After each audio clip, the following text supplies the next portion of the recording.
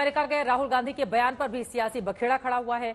लोकसभा में विपक्ष के नेता राहुल गांधी 3 दिनों के अमेरिका दौरे पर हैं। इस दौरान वो लगातार कुछ न कुछ ऐसा बोल रहे हैं जिसकी वजह से यहां देश में सियासत गरमाई हुई है। दरअसल राहुल गांधी के एक बयान को लेकर फिर से हंगामा बरपा है। चीन को लेकर राहुल गांधी ने प्रधानमंत्री नरेंद्र मोदी को घेरा। राहुल गांधी ने दावा किया कि लद्दाख में चीन दिल्ली जितने बड़े इलाके पर कब्जा जमाए बैठा है। लोकसभा में विपक्ष के नेता हैं राहुल गांधी और अमेरिका के दौरे पर उन्होंने कहा, प्रधानमंत्री मोदी चीन से ठीक तरीके से नहीं निपट सके हैं और चीन के सैनिक हमारी 4000 वर्ग किलोमीटर जमीन पर कब्जा जमाए बैठे हैं। Do you think under Modi that India has managed the US-China competition well?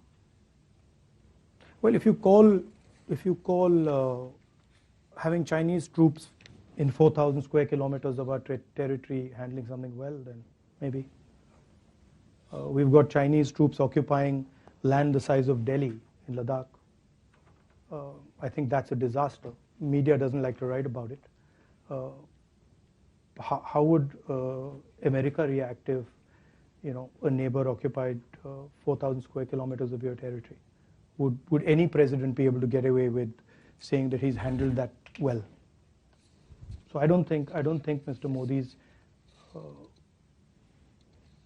handled China well at all. I think there's no reason Chinese troops should be sitting in our territory.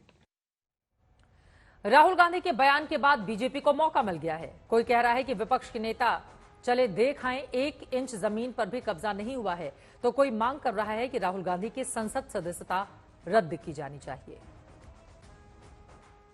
जहां तक हमारा जमीन का सवाल है, मोदी जी आने के बाद हमारा 1 इंच जमीन कोई कब्जा नहीं कर पाया। मैंने विपक्ष के नेताओं को कहा था पिछली बार सदन में कि समय है तो मेरा साथ चलिए। और 1962 से पहले अगर बॉर्डर में डिमार्केशन नहीं था, वहां कुछ गड़बड़ हुआ, इसका मतलब ये नहीं कि आज आकर के हमारे जमीन को कब्जा कर लेंगे, ये संभावना नहीं है। विदेशों में जाकर के भारत का अंदर का बात और भारत को ही अटैक करना, ये तो शोभा नहीं देता है। राहुल गांधी देश को गाली भी देते हैं, प्रधानमंत्री को भी गाली देते, देश के लोकतंत्र को भी गाली देते। और मेरा मानना है कि अब समय आ गया है, इन पर कार्रवाई होनी चाहिए, इनकी सदस्यता समाप्त कर देनी चाहिए।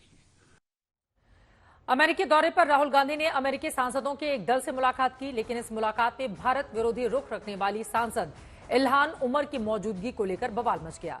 बीजेपी के तमाम नेता और मंत्री ये सवाल पूछ रहे हैं कि राहुल गांधी देश विरोधी अमेरिकी सांसद के साथ क्यों खड़े हैं। इल्हान उमर उन अमेरिकी सांसदों के प्रतिनिधिमंडल का हिस्सा थी जो वॉशिंगटन डीसी के रेबर्न हाउस में राहुल से मिला।